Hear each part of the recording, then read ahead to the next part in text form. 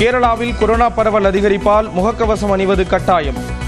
கர்ப்பிணிகள், வயதானவர்கள், இணை நோய் உள்ளவர்கள் பாதுகாப்பாக இருக்க அறிவுறுத்தல்.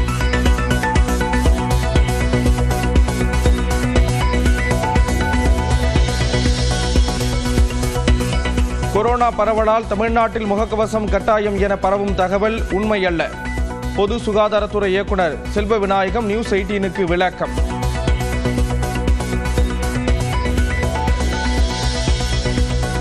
டாஸ்மாக் முறைகேடு வழக்கில் அமலாக்கத்துறை விசாரணைக்கு தலைமை நீதிபதி தலைமையிலான உச்சநீதிமன்ற அமர்வு தடை. தனிநபர்கள் மீதான புகாருக்கு அரசு நிறுவனத்தின் மீது கிரிமினல் வழக்கு பதிவு செய்தது எப்படி என காட்டம்.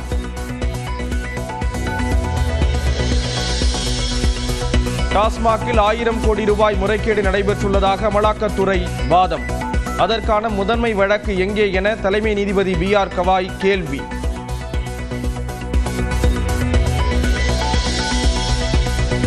அமலாக்கத்துறையின் செயல்பாட்டிற்கு சம்மட்டி அடி என உச்சநீதிமன்ற தீர்ப்பு குறித்து திமுக அமைப்பு செயலாளர் RS பாரதி கருத்து.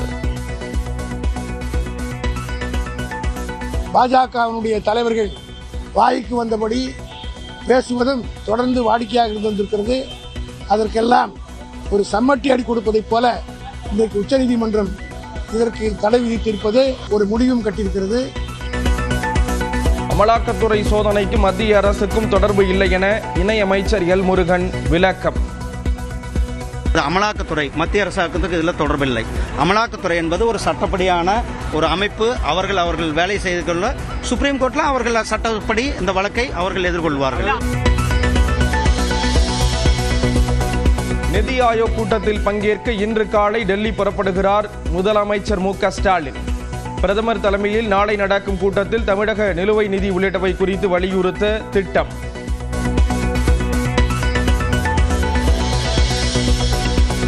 தமிழ்நாட்டில் மேம்படுத்தப்பட்ட 9 ரயில் நிலையங்களை ராஜஸ்தானிலிருந்து காணொலி மூலம் திறந்து வைத்தார் பிரதமர் நரேந்திர மோடி.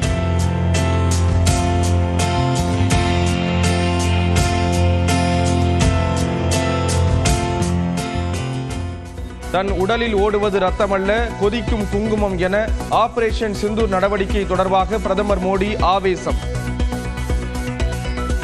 मोदी की नसों में लहू नहीं, गरम सिंदूर बह रहा है.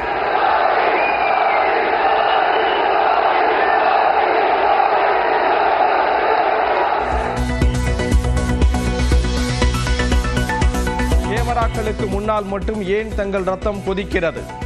பிரதமர் மோடியின் ஆபரேஷன் சிந்தூர் பேச்சு குறித்து ராகுல் காந்தி கடும் விமர்சனம்.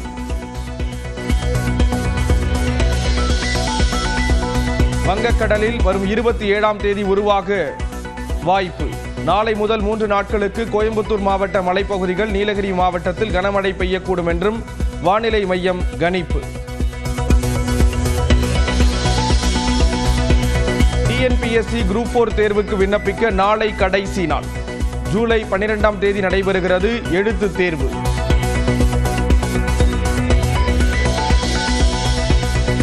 நடிகர் ரவிமோகன் ஆர்த்தி இடையிலான மனமுறிவு பிரச்சனையில் தனக்கு கொலை மிரட்டல் விடுக்கப்படுவதாக பாடகி கெனிஷா புகார். தவறு செய்திருந்தால் கடவுள் தன்னை அழைத்துக் கொள்ளட்டும் என்றும் பதிவு. வக்பு சட்டத்திற்கு எதிரான வழக்கில் தேதி குறிப்பிடாமல் தீர்ப்பு ஒத்திவைப்பு. 3 நாட்களாக வாதம் நடந்த நிலையில் உச்சநீதிமன்றம் நடவடிக்கை. ஆந்திராவில் பேண்ட் பாக்கெட்டில் வைத்திருந்த செல்போன் திடீரென வெடித்ததால் பரபரப்பு. காயமடைந்த கல்லூரி மாணவருக்கு மருத்துவமனையில் சிகிச்சை. திருச்செங்கோடு அருகே வட்டூரில் யார் முந்திச் செல்வது என்பது தொடர்பாக தனியார் பேருந்துகளிடையே போட்டி. சாலை ஓரம் நின்ற இருசக்கர வாகனம் மீது மோதியதில் தம்பதி உயிரிழப்பு. சென்னை கீழ்ப்பாக்கம் அரசு மருத்துவமனையில் 4 மணி நேரத்திற்கு மேலாக மின் விநியோகம் தடைபட்டதால் நோயாளிகள் கடும் அவதி. கேபிள் பணியின் போது தவறுதலாக மின்சாரம் துண்டிக்கப்பட்டதாக விளக்கம்.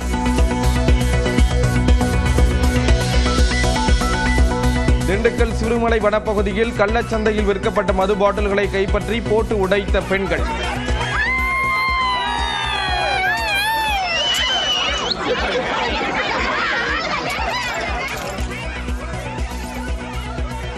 கைப்பற்றிய பாட்டில்களை கொண்டு வந்து அரசு பேருந்தை சிறைபிடித்து பொதுமக்கள் போராட்டம்.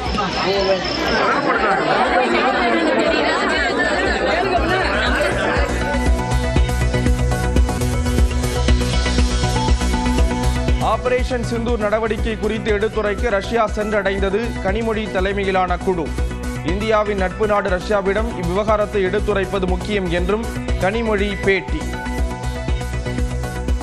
It becomes very important at this point to reach out to Russia when we have been facing terror attacks time and again. ஐபிஎல்லில் Gujarat அணியின் தொடர் வெற்றிக்கு முட்டுக்கட்டை போட்ட லக்னோ சூப்பர் ஜெயண்ட்ஸ் ஆறுதல் வெற்றியை பெற்று புள்ளிப்பட்டியலில் 6வது இடத்திற்கு முன்னேற்றம்.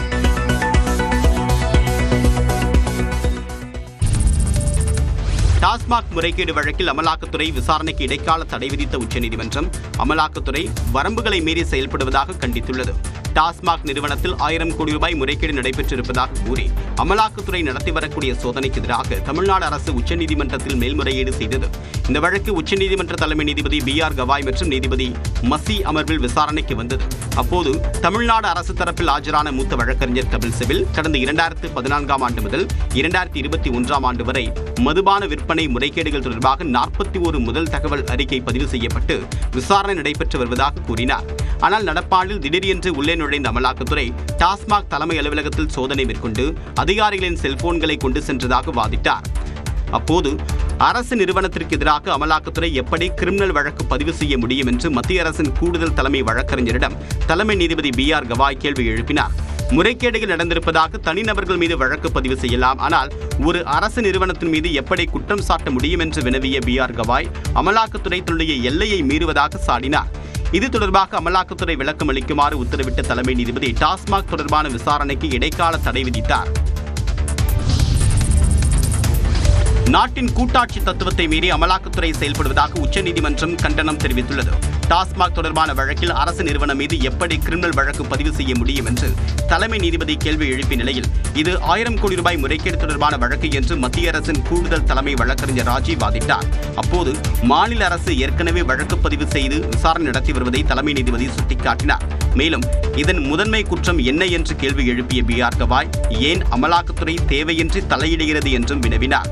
அமலாக்கத்துறை அனைத்து வரம்புகளையும் மீறுகிறது என்று மீண்டும் சாடிய உச்சநீதிமன்ற தலைமை நீதிபதி நாட்டின் கூட்டாட்சி தத்துவத்தை மீறி செயல்படுவதாகவும் கண்டனம் தெரிவித்தார். இதற்கு மறுப்பு தெரிவித்த மத்திய அரசின் கூடுதல் தலைமை வழக்கறிஞர் விரிவான பதில் அறிக்கை தாக்கல் செய்வதாக கூறினார். இதையடுத்து அறிக்கையை தாக்கல் செய்ய உத்தரவிட்டு வழக்கு விசாரணையை ஜூலை மாதத்திற்கு நீதிபதிகள் ஒத்திவைத்தனர். திமுக ஆட்சிக்கு அவப்பெயரை ஏற்படுத்த முயற்சித்த அமலாக்கத்துறைக்கு உச்சநீதிமன்றம் சம்மட்டி அடி கொடுத்திருப்பதாக அந்த கட்சியின் அமைப்பு செயலாளர் RS பாரதி தெரிவித்திருக்கிறார். திமுகவின் மீது பழி சுமத்துகிற வகையில் பத்திரிகைகளை செய்தி வருவதும் பாஜகவினுடைய தலைவர்கள் வாய்க்கு வந்தபடி பேசுவதும் தொடர்ந்து வாடிக்கையாக இருந்து வந்திருக்கிறது. அதற்கெல்லாம் ஒரு சம்மட்டி அடி கொடுப்பதைப் போல இன்றைக்கு உச்சநீதிமன்றம் இதற்கு தடை விதித்திருப்பது தமிழக மக்களுடைய உணர்வுகளை பதித்து மட்டுமல்ல, ஈடியினுடைய அக்கப்போர்களுக்கு ஒரு முடிவும் கட்டியிருக்கிறது. இதனிடையே டாஸ்மாக் தொடர்பான வழக்கை அமலாக்கத்துறை சட்ட ரீதியாக எதிர்கொள்ளும் என்று மத்திய இணையமைச்சர் எல் முருகன் தெரிவித்துள்ளார். வழக்கில் உச்சநீதிமன்றம் அமலாக்கத்துறைக்கு இடைக்கால தடை விதிச்சிருக்கு. இது அமலாக்கத்துறைக்கு மத்திய அரசுக்கு ஒரு பின்னடைவுன்னு பாக்குறீங்களா? நீங்க கேள்வியே தவறுன்னா இது அமலாக்கத்துறை மத்திய அரசாங்கத்துக்கு இதில் தொடர்பில்லை. அமலாக்கத்துறை என்பது ஒரு சட்டப்படியான ஒரு அமைப்பு. அவர்கள் வேலை செய்து கொள்ள சுப்ரீம் கோர்ட்ல அவர்கள் சட்டப்படி இந்த வழக்கை அவர்கள் எதிர்கொள்வார்கள். உப்பு தின்னவர் தண்ணீர் குடித்துதான் ஆக வேண்டும் என்றும் ஊழல் செய்தவர்களுக்கு நிச்சயம் தண்டனை கிடைக்கும் என்றும் எல்முருகன் கூறினார். டாஸ்மாக் முறைகேடு வழக்கில் அமலாக்கத்துறையின் செயல்பாடுகளை கண்டித்ததுடன் விசாரணைக்கு இடைக்கால தடை விதித்து உச்சநீதிமன்றம் பிறப்பித்த உத்தரவு குறித்து அரசியல் கட்சி தலைவர்கள் கூறிய கருத்துக்களை பார்க்கலாம். நாங்கள் சொல்வதில் கூற்றுக்களில் உண்மை இருக்கிறது என்பதை உச்சநீதிமன்றம் பதிவு செய்திருப்பது உண்மையிலேயே மகிழ்ச்சியை தருகிறது. 40,000 கோடி ரூபாய்னு சொல்ல ஆரம்பிச்சாங்க. 40,000 கோடி ரூபாய் தேய்ந்து 1000 கோடி ரூபாய் ஆச்சு. 1000 கோடி ரூபாய்க்கும் எந்த முதல்நிலை ஆவணமும் கிடைக்கல, எதுவும் கிடைக்கல. இந்த டாஸ்மார்க்கில் முறைகேடு நடைபெறவில்லை, ஊழல் நடைபெறவில்லை என்கிற குற்றச்சாட்டை மக்கள் மன்றத்திலே திராவிட முன்னேற்றக் கழகம் நிரூபிக்க வேண்டும். இந்த அரசுக்கு தார்மீக பொறுப்பு இருக்கிறது. இது ஒரு அரசியலமைப்பு சட்டத்தை மீறுகின்ற செயல், கூட்டாட்சி தத்துவத்தை மதிக்காத செயல். இதை வன்மையாக கண்டிக்கிறோம் என்று பல கொட்டுகளை அமலாக்கத்துறைக்கு உச்சநீதிமன்றத்தின் தலைமை நீதியரசர் வைத்திருக்கிறார். அரசியல் பகைவர்களுக்கு எதிராக பாஜக ஒன்றிய அரசு பயன்படுத்தி வருகிறது என்பதை அவ்வப்போது சுட்டிக்காட்டி வந்திருக்கிறோம். அது இன்றைக்கு உச்சநீதிமன்றத்தாலேயே உறுதிப்படுத்தப்பட்டிருக்கிறது.